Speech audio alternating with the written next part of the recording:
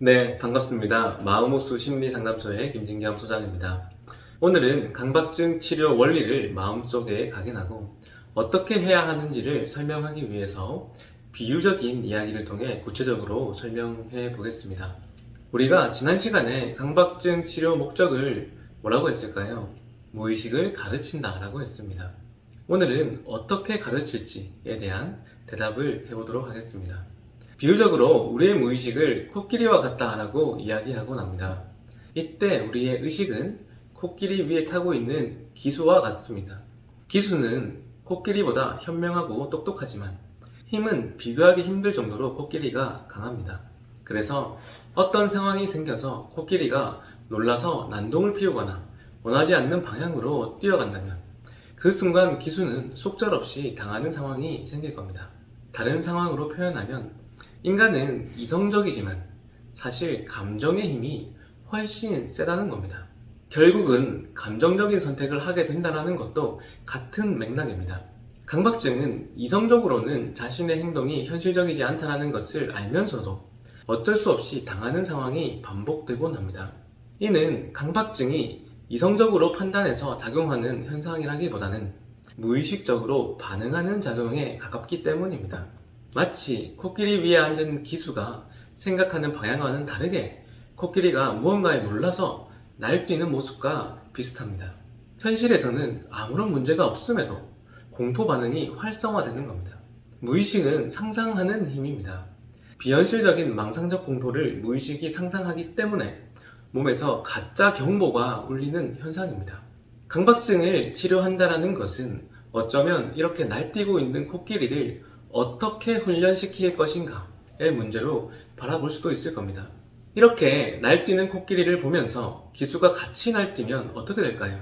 만약 이것이 가짜 경보인데 잘못 울린 경보기를 가지고 진짜라고 받아들이면 그것이 강박적으로 반응하는 것이라 생각합니다. 계속 강박적 생각을 없애려 한다거나 금지하거나 강박 행동을 반복한다면 어떻게 될까요? 코끼리는 비현실적인 망상적 공포가 진실이라고 더욱더 믿게 될 것입니다. 그러면 강박 행동, 강박적 반응으로 인해서 망상적 공포를 더 강화하게 되는 거고요. 코끼리는 자신의 반응이 옳다고 학습하게 되면서 이후에는 더 크게 날뛰게 되는 겁니다.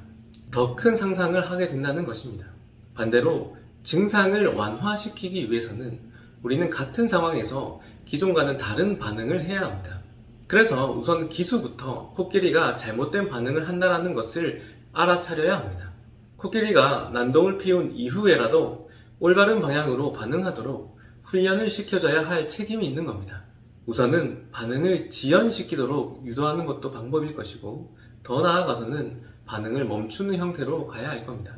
현실적으로 무엇이 옳은지 객관적인 진실을 가르쳐주고 현실에서 어떤 방향으로 가야 하는지를 알려줘야 합니다. 그러기 위해서는 기수부터 강력한 믿음이 필요한 거고요.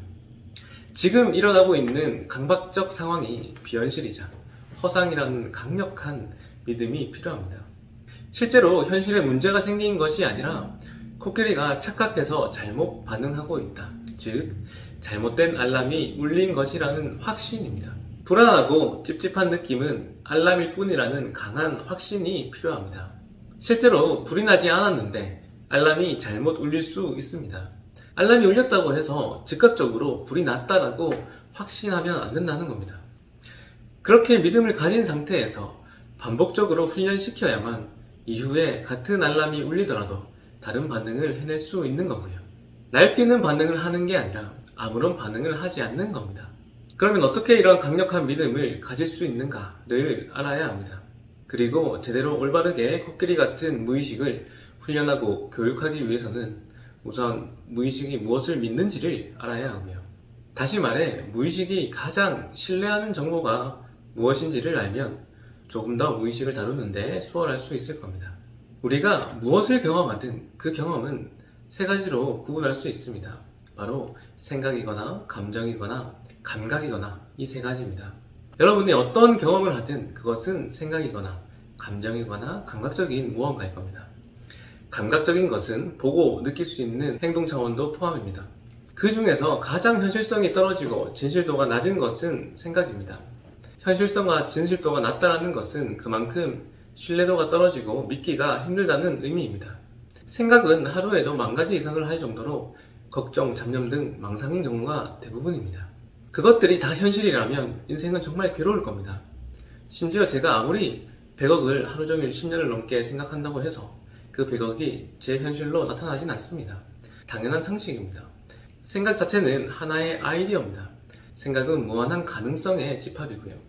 생각은 자유라는 말도 있잖아요. 그 이유는 비현실이기 때문에 하는 이야기입니다. 너무나도 비현실적이고 진실성이 떨어지기 때문에 마음속으로 아무리 많이 해도 괜찮다는 의미이고요. 두 번째로 현실성과 진실도가 높은 것은 감정입니다. 자신이 어떤 감정을 느낀 것에 대해서 그것을 거짓말이라고 말하기는 힘들 겁니다. 그래서 감정은 여러 가지 경험을 마음이 기억하기 위해 분류하는 기준이기도 합니다. 좋은지 싫은지 무서운지를 통해서 내가 경험하는 현실이 진짜인 것처럼 느끼도록 도와주고요. 마치 흑백 TV에 색깔을 부여해서 생생한 컬러 TV로 만들어주는 것처럼 감정은 더 큰 생생함을 만들어 현실성을 올려줍니다. 그런 면에서 저는 감정이 두 번째로 현실적인 어떤 정보이자 자극이라고 생각합니다. 세 번째로 가장 현실성과 진실도가 높은 것이 바로 감각입니다. 오감이나 내부감각, 고유감각 등을 이야기하는데 여기서는 주로 현실적인 오감이라고 생각하시면 됩니다. 내가 보고, 듣고, 만지는 실제하는 감각은 가장 현실적이면서도 진실에 가깝습니다. 그렇기 때문에 감각은 무의식이 가장 믿을 만한 정보입니다. 무엇이 진짜 현실인지에 대해서 직접 보고, 듣고, 만질 수 있는 것을 가장 신뢰하는 것은 당연합니다. 이 감각적인 정보를 일반적인 생활에서는 행동이라고 표현할 수 있을 겁니다. 행동을 통해 가장 보고, 듣고, 만지는 감각을 느끼기 때문입니다. 우리가 아무리 진짜라고 생각을 설명하더라도 믿지 않던 것들을 실제 감각으로 눈앞에 보여주면 사람들은 믿습니다. 행동으로 보여주면 믿는 겁니다. 다른 부연 설명이 필요가 없어지죠. 감각적인 정보를 우리는 가장 현실성과 진실도가 높은 자극이라 생각할 수 있는 겁니다. 중요한 것은 이처럼 무의식은 현실적이고 진실성이 높아서 가장 믿을 만한 정보인 이 행동, 감각 차원의 정보를 보고 무언가를 믿는다는 점입니다. 무의식은 이런 행동을 보고 무엇이 진실인지를 판단하는 거고요.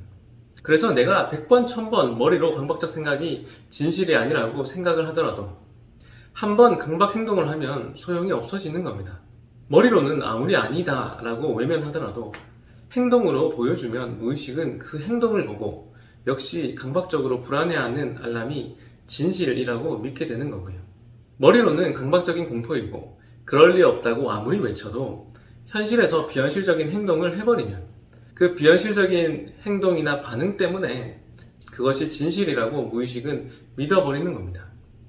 사실은 그것이 비합리적이고 비현실적인 것인데 내가 무의식에게 잘못된 가르침을 주고 있는 것입니다.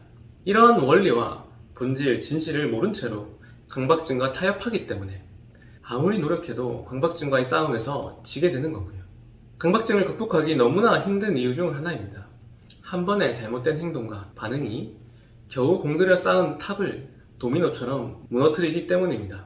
즉, 강박 행동을 하는 것이 그냥 별거 아니라고 생각한다는 거죠. 사실 그런 강박적 반응이 사실은 큰 의미가 있고 그것이 정말 나에게 독을 주입하는 것이라는 그 진실을 알고 계셔야 합니다. 우리가 무의식에게 가르쳐야 한다고 했습니다. 그것이 목적이라고 했어요. 그런데 이 강박 행동을 함으로 해서 더 잘못된 가르침을 하게 된다는 점이 문제입니다. 그래서 강박증이 지독하게도 낫기 힘든 거고요. 강박 사고만 있는 사람도 마찬가지입니다. 어떻게 반응하는지를 보고 판단한다는 겁니다. 생각을 억지로 안 하려고 하고 금지하고 그러면 그 반응을 보고 절대로 해서는 안 되는 생각이구나 라고 더 믿게 된다는 거예요. 이러한 원리를 충분히 인식하고 그 상태에서 무의식을 가르칠 수 있어야 합니다. 그렇습니다. 오늘은 어떻게 무의식을 훈련시킬 것인지에 대해서 이야기를 했습니다. 무의식은 감각적인 정보, 특히 행동과 같은 반응을 보고 무엇을 믿을지를 정하기 때문에 그렇기 때문에 강박적 반응, 강박적 행동을 해서는 안 되는 겁니다. 기존과는 다른 올바른 반응을 해야만 우리가 치료의 과정, 즉 면역력이 생길 수 있고 여러분들이 이 내용을 잘 이해하고 받아들여서 강박증에 대한 면역력을 키우시는데 꼭 도움이 되시면 좋겠습니다. 다음 시간에 추가로 계속 무의식을 훈련시킬 방법과 태도에 대해서 더 구체적인 내용을 이야기하도록 하겠습니다. 감사합니다.